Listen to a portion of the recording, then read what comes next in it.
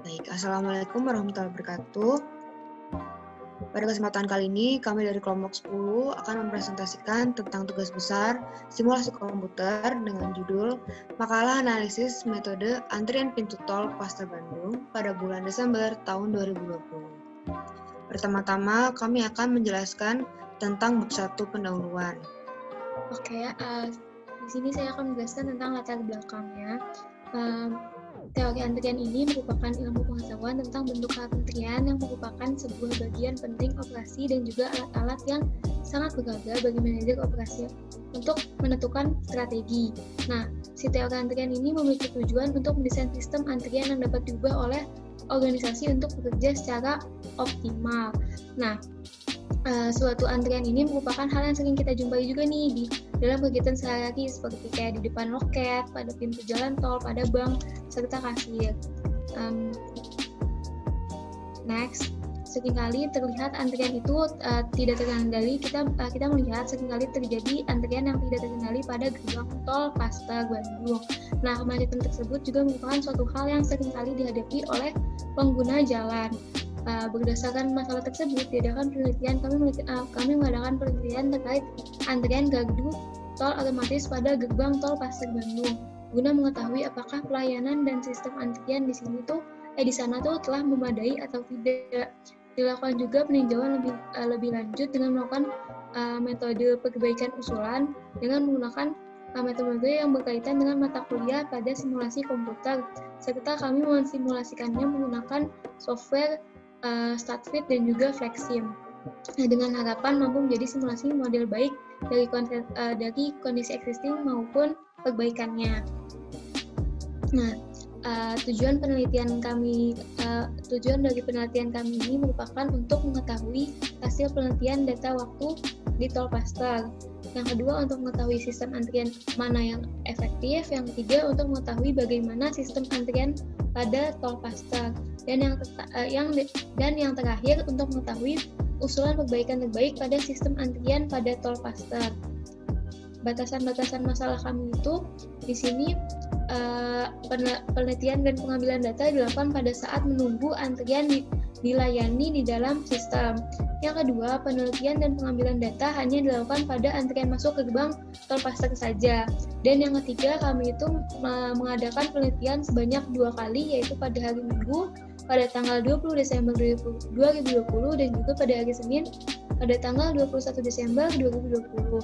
Dan juga kami membatasi masalahnya juga kami mengambil range waktunya itu pada pukul setengah 4 hingga jam 5 sore dan juga pada pukul 8 hingga pukul 10 pagi di hari Senin. Nah, berikut merupakan elemen-elemen struktur yang ada pada antrian tol Pasar, yaitu ada tol Pasar itu sendiri, ada pengendara, ada operator, ada gerbang tolnya atau ada gardu tol, dan juga ada kendaraan pengguna jalan. Yang kedua, dalam situasi masalah juga ada elemen proses, yaitu ada antrian, ada pembayaran tiket tol oleh si pengendara, pengguna tol. Yang ketiga, ada analisis optimasi dan juga kedatangan dari kendaraan. Selanjutnya akan ada identifikasi masalah untuk analisis. Yang pertama ada stakeholder. Stakeholder di sini terdapat problem owner, problem user, problem customer, dan juga problem analis. Problem owner di sini adalah PT Jasa Marga sebagai problem owner dari masalah ini. Terus ada problem user, yaitu operator atau si pengguna jalan atau pengendara si jalan tol tersebut. Yang ketiga ada problem customer, yaitu si PT Jasa Marga, dan problem analis terakhir ada problem analis, yaitu kami sendiri, yaitu FRI 55. Berikutnya ada 6 element of problem, yaitu pertama ada decision maker, yaitu yang membuat keputusan dari masalah ini, yaitu CEO dari PT Jasa Marga. Yang kedua, objektif dari masalah ini untuk mengurangi antrian dengan menambah gardu tol pada tol Pasar. Decision criterion di sini itu untuk meminimalisir jumlah antrian kendaraan dengan kriteria putusan antrian kendaraan itu kurang lebih 15 kendaraan per gardu tolnya. Ukuran kinerjanya antrian kendaraan berkurang sebesar 75% dengan kontrol input yaitu gardu tol dan juga konteks penelitian antrian tol pada jam sibuk. Nah, berikut merupakan sistem relevannya. Pertama, ini ada hierarki sistemnya. Hierarki sistem di sini itu memiliki tujuan yaitu untuk dapat melihat aspek apa yang hubungan dan menempatkan aspek tersebut ke dalam suatu lingkungan yang relevan. Di sini ada narrow sistemnya yaitu gerbang tol sendiri, wider sistemnya itu PT Jasa Marga, dan environment-nya itu adalah industri jalur transportasi. Nah, berikut merupakan input-output diagram pada masalah ini. Nah, seperti yang ditunjukkan pada gambar, itu kotak hitamnya itu mewakili sistem pada sistem. Terus panah biru ke arah sistem ini itu mewakili input yang tidak terkendali atau uncontrollable input, yang mana di sini merupakan jumlah pengendara. Terus di panah oranye ke atas merupakan controllable input yang dapat dikendalikan yaitu jumlah gardu tol. Terus di sini merupakan ada waktu pelayanan dan waktu antar kedatangan merupakan masukan atau input dari sistem, dan output atau keluaran dari sistem merupakan pelanggan dapat dilayani dengan baik. Selanjutnya akan dijelaskan oleh teman saya, Tania Alia. Baik, pada bab 2 ini akan saya jelaskan mengenai pembahasan dari penulisan makalah kami, yaitu tentang penelitian pada jalan tol Pasteur Bandung. Oke, yang pertama terdapat tabel identifikasi faktor atau variabel yang mempengaruhi keluaran sistem. Terdapat 4 kriteria. Yang pertama adalah variabel bebas, yaitu uncontrollable input. Terdapat 3 poin di dalamnya: jumlah kendaraan yang datang ke pintu gerbang tol. Yang kedua, waktu pembayaran yang dilakukan oleh masing-masing kendaraan. Dan yang ketiga merupakan waktu antar kedatangan kendaraan. Kriteria kedua yaitu variabel terikat dengan uraian jumlah kendaraan yang sedang dalam proses tapping e-money pada pintu gerbang tol. Ketiga, terdapat variabel kontrol yaitu controllable input. Ada 2 poin di dalamnya. Yang pertama, sistem pembayaran atau GTO. Yang kedua, ketersediaan jumlah pintu gerbang tol. Yang keempat adalah output dengan uraian kendaraan yang telah melakukan pembayaran. Pada poin 2 adalah pengumpulan data. Terdapat 3, data struktur, data operasional, dan data numerik dengan entities pada data struktur, resources, dan location. Kedatangan pengendara, kepergian pengendara, resources operator, location, gardu tol. Data operasional, terdapat jadwal operasi yang gerbang tol tersebut itu memiliki waktu operasi non-stop dari jam 12 sampai jam 12 malamnya lagi, karena pintu gerbang tol itu sistemnya otomatis. Nah, yang ketiga, data numerik ini memiliki uraian 2 poin, yaitu pertama waktu antar kedatangan kendaraan dan waktu pelayanan, yang dapat dikategorikan di dalam data numerik. Selanjutnya adalah hasil pengumpulan data kami pada gardu tol Pasteur selama 2 hari. Ini data hari pertama, berikut merupakan data hari kedua. Selanjutnya, setelah kita melakukan pengumpulan data, kita melakukan pengolahan data. Tahap selanjutnya, ada pengolahan data yang telah dikumpulkan selama 2 hari diolah sehingga menghasilkan data waktu antar kedatangan atau inter-arrival time dan waktu pelayanan service time yang akan dijelaskan dalam tabel sebagai berikut. Ini merupakan pengolahan data pada hari pertama, pengolahan data pada hari kedua, dan selanjutnya terdapat model konseptual. Yang pertama ada diagram OPC yang sudah kami buat. Lanjut ada diagram IFD, merupakan urutan proses kendaraan masuk ke pintu gerbang tol sampai kendaraan tersebut keluar atau masuk gerbang tol.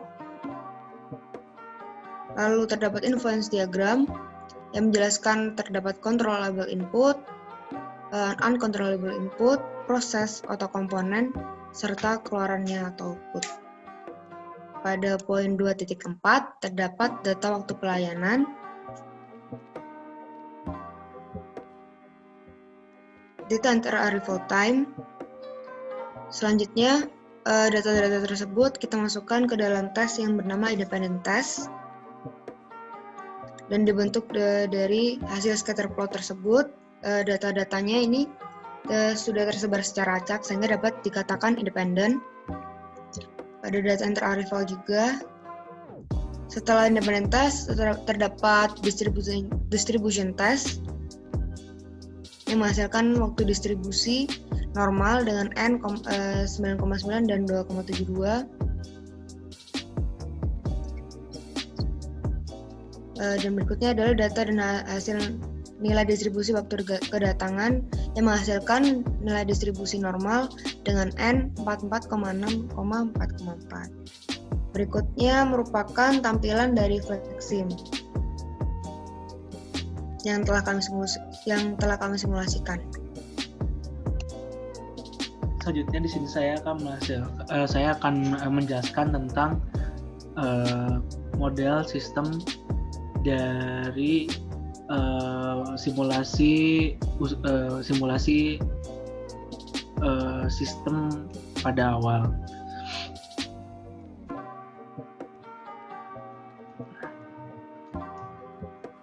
Berikut merupakan model simulasi yang telah kami buat dari gerbang tol Paster. Nah, berikut merupakan alur kedatangan merupakan arah datangnya mobil, pusat datangnya mobil atau kendaraan.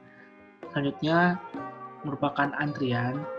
Terdapat 5 antrian yang ada di simulasi tersebut dan terdapat 5 gerbang tol yang terdapat di simulasi tersebut, dan berikut merupakan output untuk melihat seberapa banyak output yang dihasilkan dari kelima gerbang tol tersebut. Di sini saya menggunakan data yang diambil pada hari Minggu pada jam 7 hingga jam 8 pada jam 17.00 hingga 18.00. Di sini saya akan menjalankan simulasi tersebut selama sejam.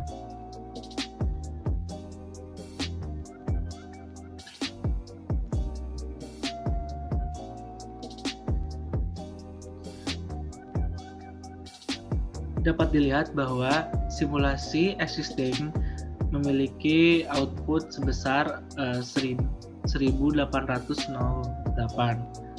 Nah, tiap-tiap gerbang tol memiliki output 363.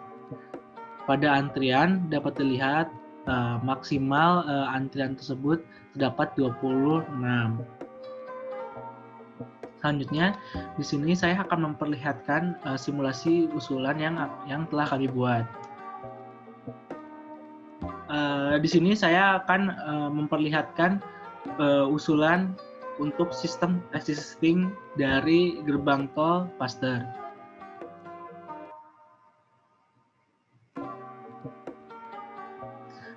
Nah, model usulan yang kami buat, kami menambahkan satu gerbang tol lagi, yang pada awalnya terdapat 5 gerbang tol. Nah,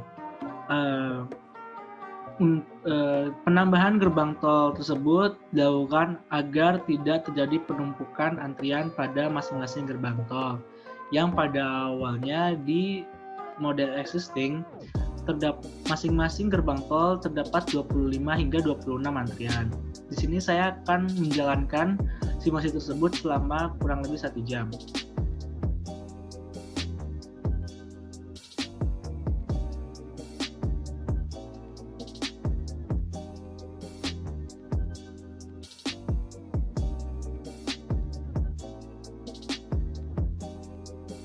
Dapat dilihat bahwa tiap-tiap antrian tidak melebihi dari 1, bahkan tidak melebihi dari 2.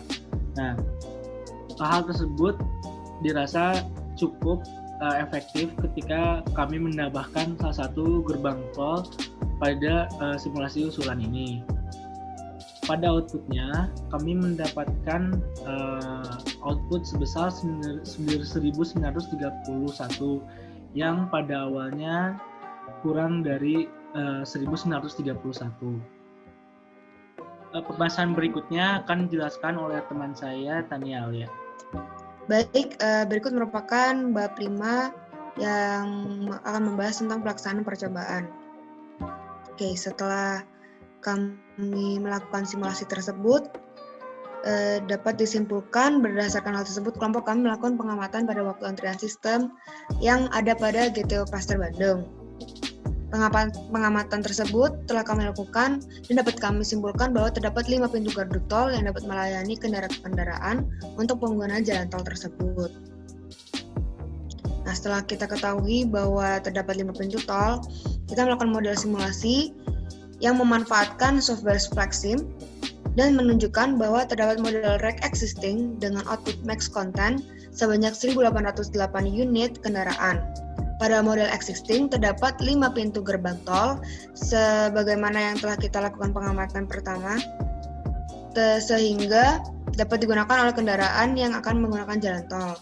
Sementara pada model usulan yang telah kami buat dan disimulasikan memiliki penambahan 1 pintu gardu tol dari model existing. Jadi total dari pintu gerbang tol itu menjadi sebanyak 6 pintu yang dapat melayani kendaraan-kendaraan. Berdasarkan hasil simulasi yang telah dilakukan pada model usulan kami, jumlah output yaitu sebanyak 1931 pada max content. Jika pada model existing output yang didapatkan dan ketersediaan 5 pintu gardu tol adalah sebanyak 1.808 unit kendaraan, dengan diterapkannya simulasi pada model usulan ini, ternyata terdapat peningkatan yang signifikan dengan selisih 123 unit kendaraan. Pada model usulan telah ditambahkan sebanyak 1 pintu gerbang tol sehingga dapat menambah daya tampung kapasitas kendaraan yang hendak membayar tol melalui gerbang tol otomatis.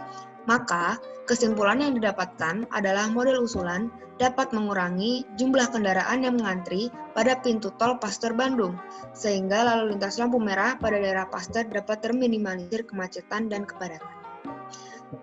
Poin kedua, terdapat rekomendasi saran perbaikan sistem, yaitu terdapat 3 poin. Yang pertama, terdapat papan yang menyajikan jumlah kendaraan yang telah melewati masing-masing pintu gerbang tol. Pada poin kedua, pihak Jasa Marga dapat menambah jumlah pintu gerbang tol sebagaimana yang telah kita lakukan simulasinya. Yang pada poin ketiga yang terakhir, yaitu memperbaiki sensitivitas sistem tapping e-money agar kartu dapat terbaca dengan cepat sehingga mengurangi waktu tunggu. Oke. Sekian presentasi dari kelompok 10 tentang makalah yang kami teliti adalah analisis pintu gerbang tol Pasteur Bandung pada bulan Desember tahun 2020. Sekiranya masih ada kekurangan dan salah kata, mohon dimaafkan. Wassalamualaikum warahmatullahi wabarakatuh.